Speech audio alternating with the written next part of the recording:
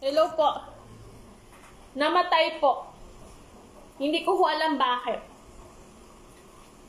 Alam niyo naman po, 100% may nakikinig po talaga na the father, the second family.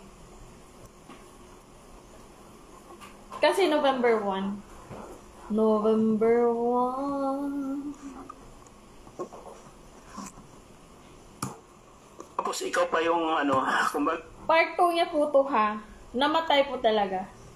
Hindi ko naman pinatay pero namatay po.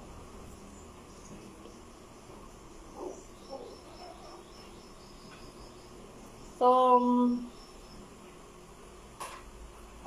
wala. OFW plastic sa social media. Kung ikaw ay isang anak or asawa, panoorin niyo po to. This is the part 2.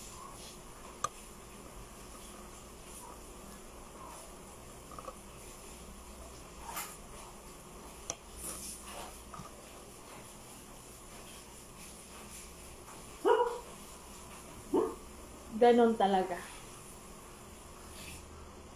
Kung yung bunganga ko po ito ay nahihiya po kayo, kung ano po yung mga nangyayari, or kung ano po yung lumalabas sa bunganga kong to, eh, totoo po. Nag-aral po ako na no helping from my father. Di ba sinabi ko sa inyo? Diaper ni Lollipop, hindi po ako nakaranas sa bigay niya. Noong nasa Manila ako, nakaranas ako.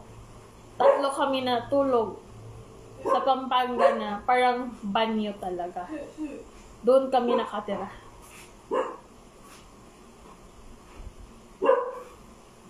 Yun po yung pinaranas ng ama ko sa amin. And that year, it's my 18th birthday month. Kahit hindi pa naman yun month, but still, 18 pa rin yun. At that time sana, na mabilhan niya ako ng pwede niyang ibili sa akin. Kasi very long time. That time yung pagkikita niya, dapat na-appreciate niya. Ngunit wala. Ang bastos niya po sa akin. Ang bastos niya po talaga sa akin. Ginawa niya lang po kami para usan na po. Siguro.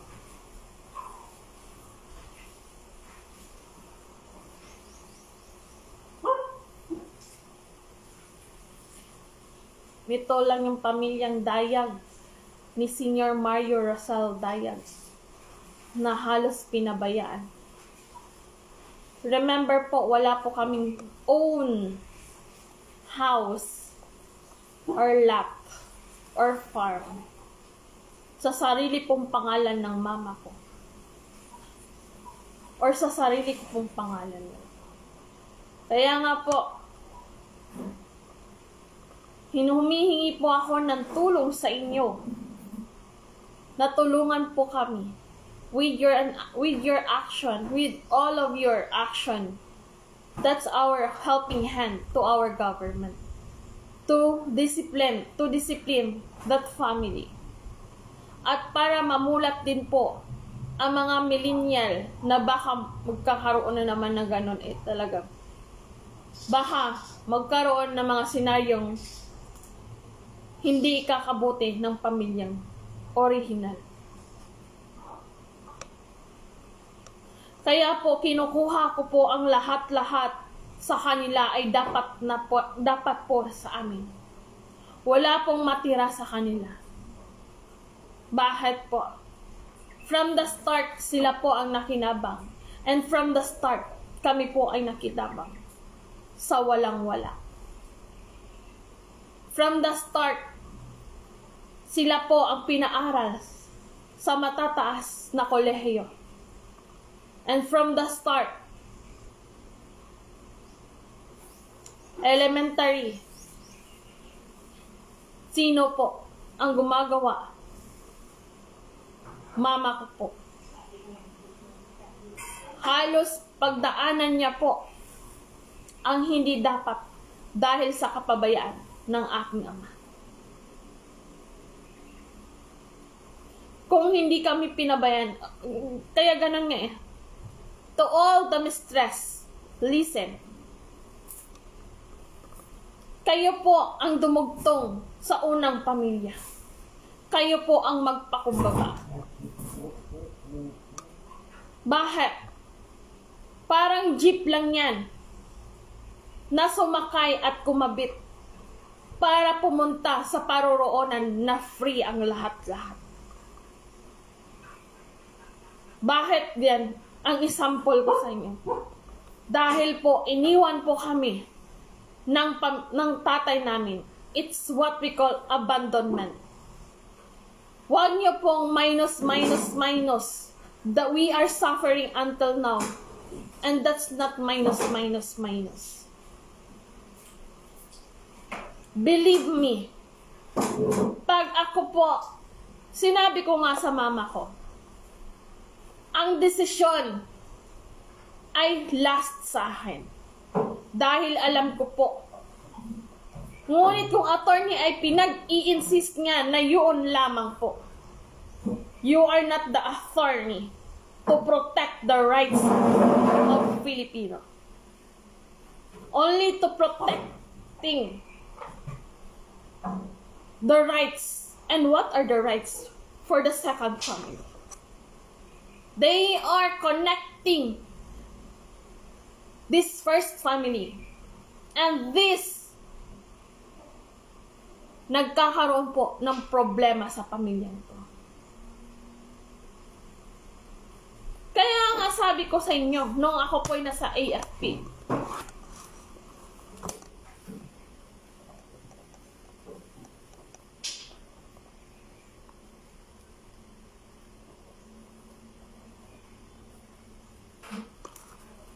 first family, lalagay ko na lang first family, the original, and the mistress family.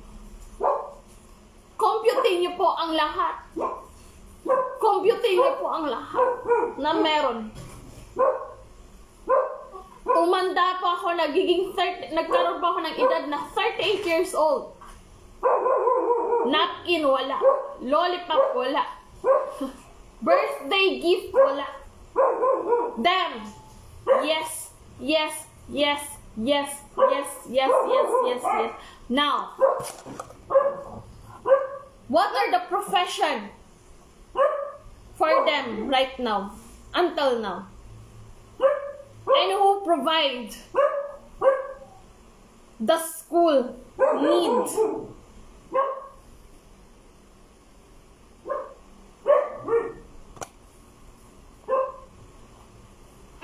That's why I am begging. See? Ako po'y maraming problema, but I am begging for all of you who are working in the government to discipline that family and to provide all that future na meron sila ngayon. Ay dapat yan ang sa amin na future. Tignan niyo po ang ate ko, nasa kabukid-bukidan. At anong life nila? Manuldig to. Them, no po. Paaral ng isang pharmacist na hindi niya kadugo, hindi niya anak. Now, this family, my mother like that, begging for our needs, especially the medicines. Walang po yang ginawa.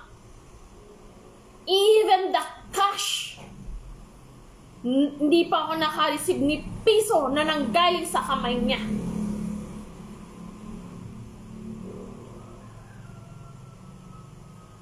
Now, who are suffering a lot?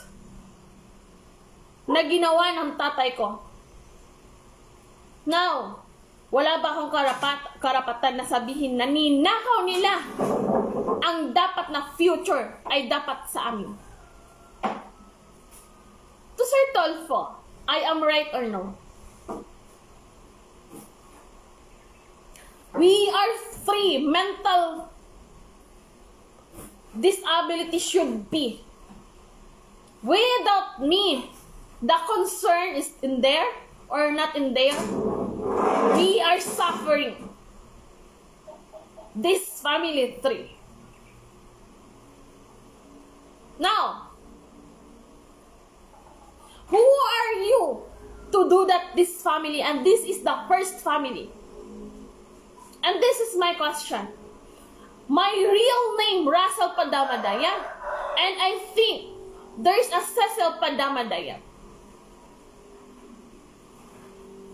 Mario Padamadayag Jr. And there's another name, Mario Padamadayag Jr. And that's why I am asking to all of you who are working in the government, nakapagtapos po siya ng college, and maybe they are still using the credential of my brother. Ang dami po nila. And did you locate? Who are using the credentials?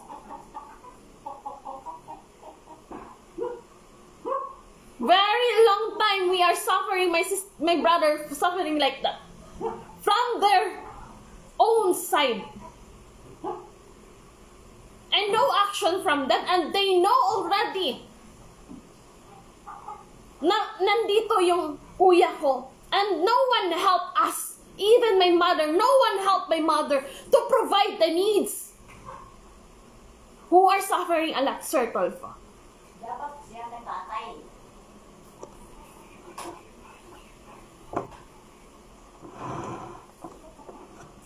Bakit nare-request niyo pumunta kayo ng ganun?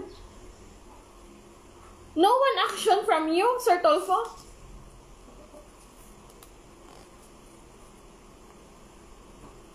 Ang hirap po ng buhay na binigay namin. Halos hindi po kami nare-respeto sa Manila. Halos magwala ako dahil sa kalukuhan ng mga pulis na yan at AFP. At halos harap-harapang binabastos ako ni Sergeant Major. Ano ba yon? Yung sa Pibaw.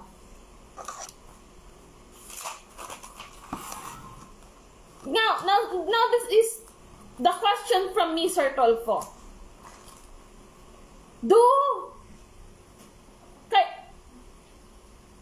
Karapatan ba namin na makareceive ng harap-harapan? This is the restricted area. I told him, that woman, I asked him already, if I, Tagalogin ko na lang din, kasi nanunos din ako.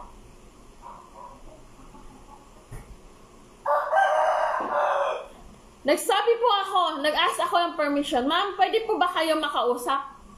Si ma'am, pinapasok po ako.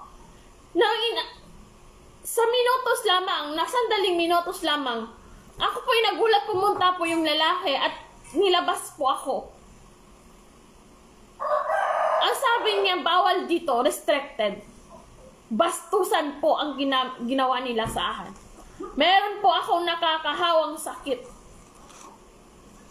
Ngayon po, nagtanong po ako sa babaeng yun yung kinausap ko kung anong pangalan niya. It's not allowed. Ganon po ba sila, Sir Tolfo? Ngayon po, the people who are handling the media, kaya nahihirapan po ako na kunin ang rights namin. They are working Pibaw Media.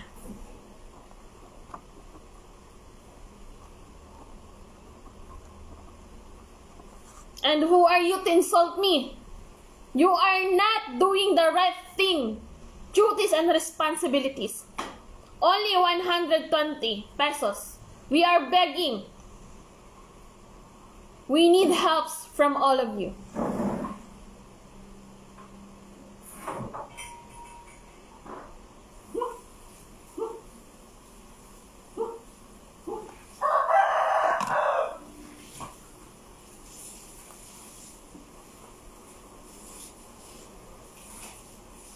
Ganon po sila. Sir Tolfo, ako po yung magtatanong.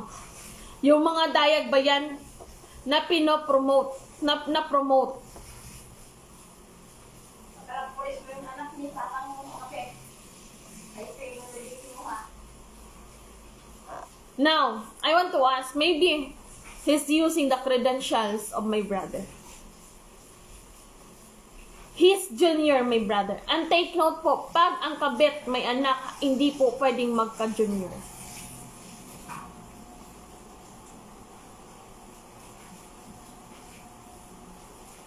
Ma'am, tubig ma.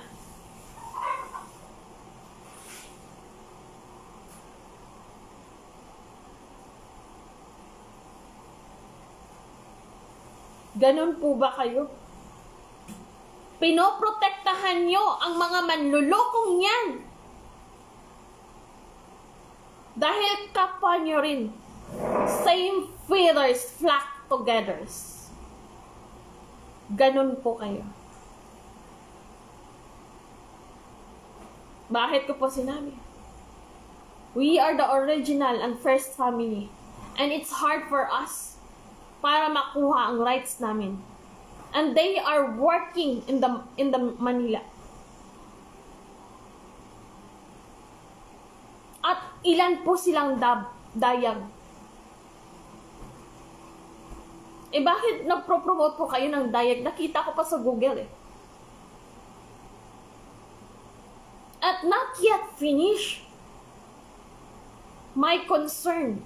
And I'm not in the word, inside the word as a concern.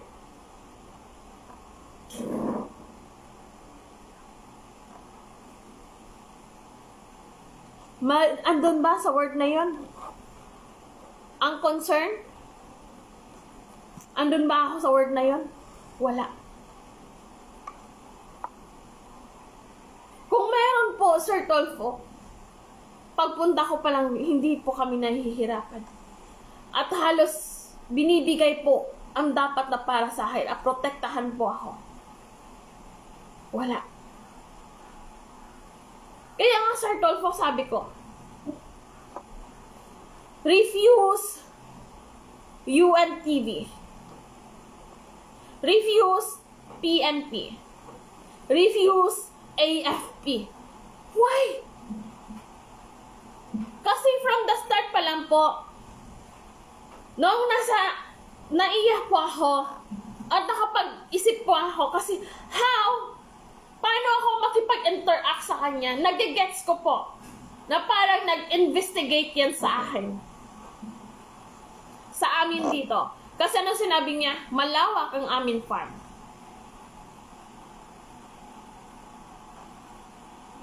Walang farm namin. Budak-budahan.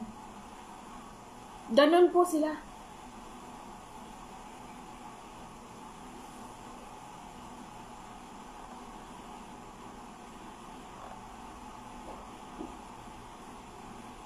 Ngayon po sa lahat-lahat ng mga pangyayari,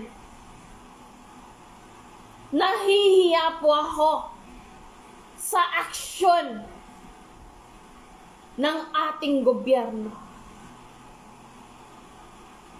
I am ashamed those action from all of you. Nakakahiya po kayo.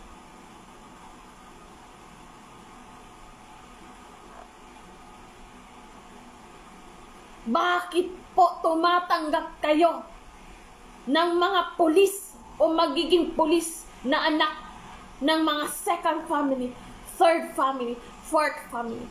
It's because for me, I don't like. And they are and should be not accepted. It's because maybe to the future, they will use the has sa mga unang pamilya.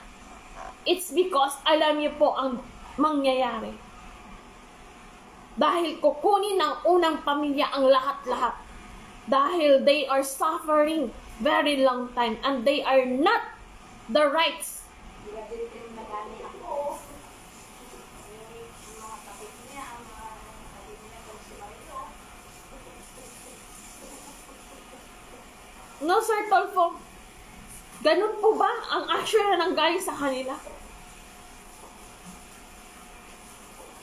To tell you honestly, Vice President Sara Duterte, and to our beloved President Bongbong Marcos, and lahat ng senators, nakakahiya po talaga kayo. Hindi nyo ginagamit ang connection ninyo sa maayos na pamamaraan. Tignan nyo po. Hindi po takot ang mga tulad nila sa inyo. Andyan na po yan na Manila. Saan po ang Malacanang? Saan po ang mga Senate? Hindi po takot ang mga yan sa mga maling gawain.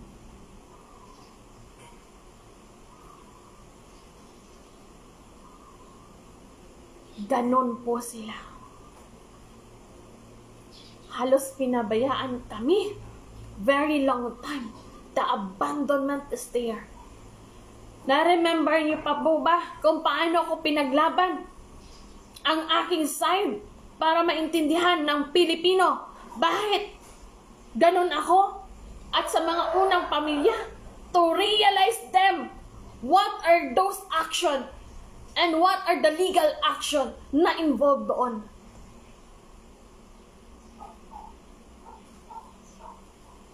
No, saan na yan?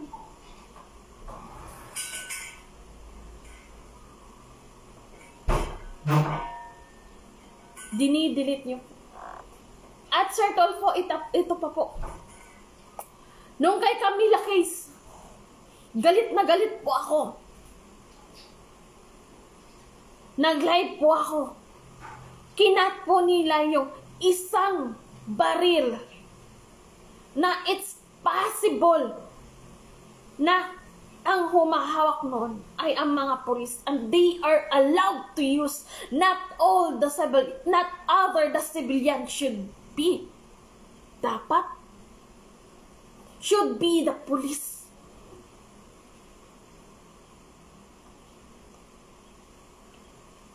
Nagulat ako. Paggising ko sa umaga, nawala na.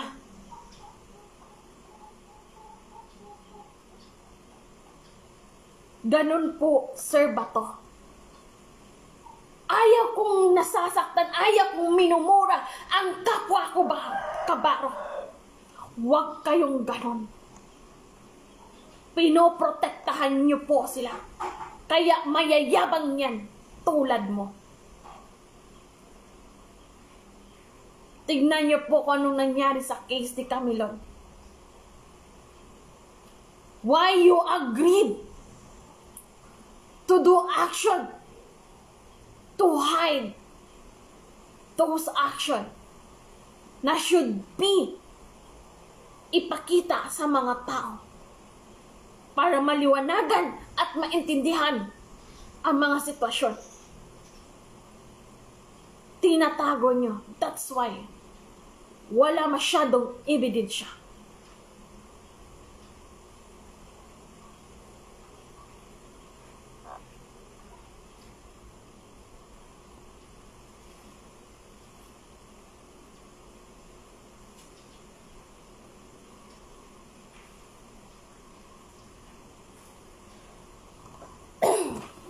Kinakat niya.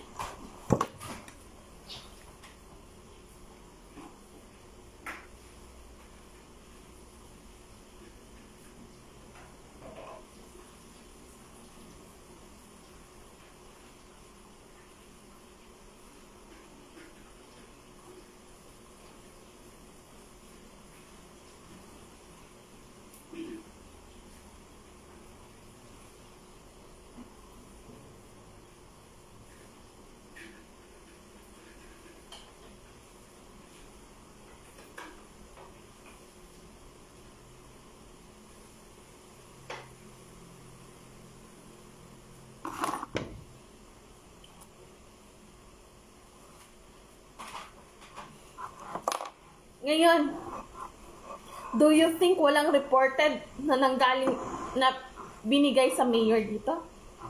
Noong nasa Magsaysay po ako, halos may helicopter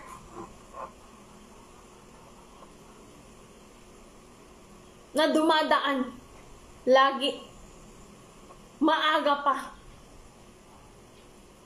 Anong meron?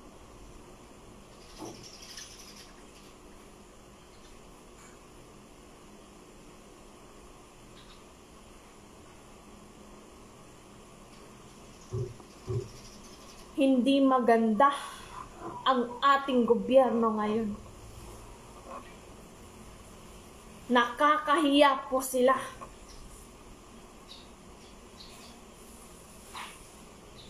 Action hiding to hide the real situation.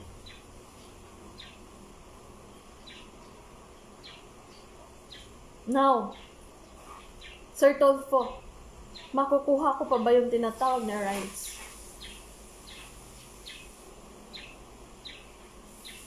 I don't need sorry. I need an action from all of you. That's why I told, hindi ko alam kung anong months. Sinabi ko, cancel all the election or cancel the election. Marumi po ang eleksyon kung tuloy ang eleksyon ngayon or 2025. Dahil hindi nyo pa po natatapos ang problemang galing sa akin na ginagawa nila or nagagawa nila sa akin. Basta yun na yun.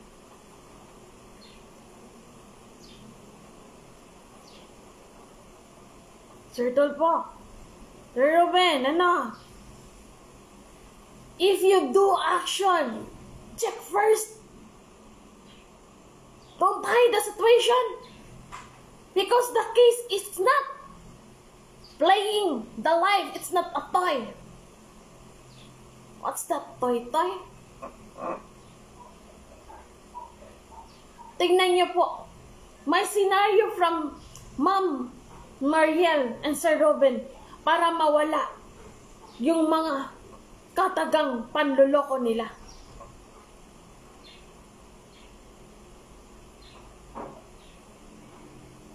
Maging matalino ka, Sir Ruben. Sana ginamit mo yung utak mo. Bakit? Yes, insult from me.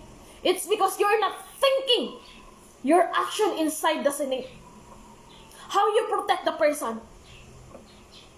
Showing them all na yan po ang action na nanggaling sa kanila. And they can protect by their own eyes, ears, mouth, and action. Bakit? Takot sila? Pagtutulungan niya nila.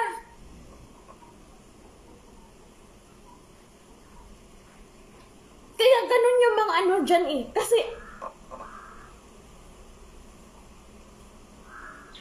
to tell you honest like this, what's the real action from these Coronadalinos? Why I'm still here?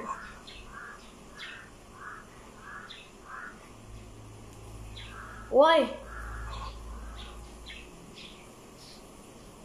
Kasi lumalaban ako sa sarili kong pamamaraan. It's not sensitive. If we're sensitive from all your mouth, you are hiding those actions na mali. And you cannot discipline them all. That's what we call dirty. Dirtiest action from all of you.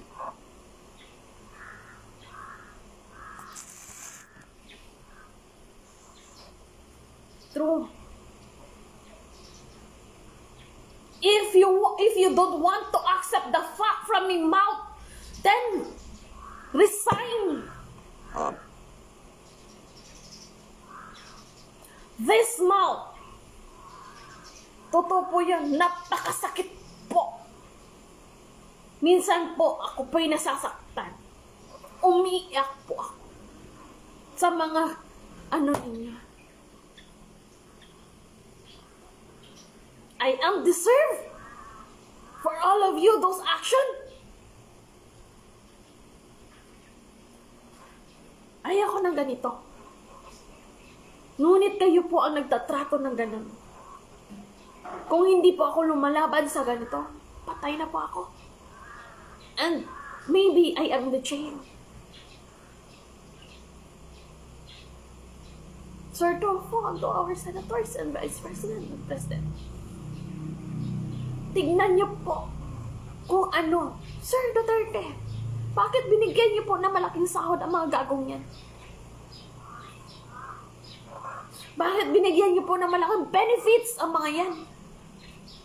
Naging gahaman po sila dahil marami pong mga kabit.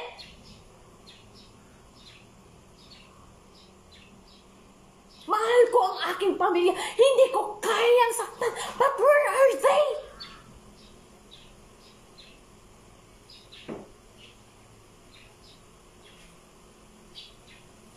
I am ashamed all of you, those actions from all of you. Nakakaya po talaga kayo. You are working in the government.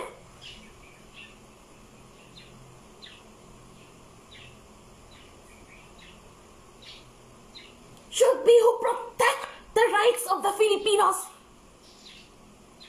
But you are doing very well in your action to make us shy, all of you. Or ashamed those actions from all of you.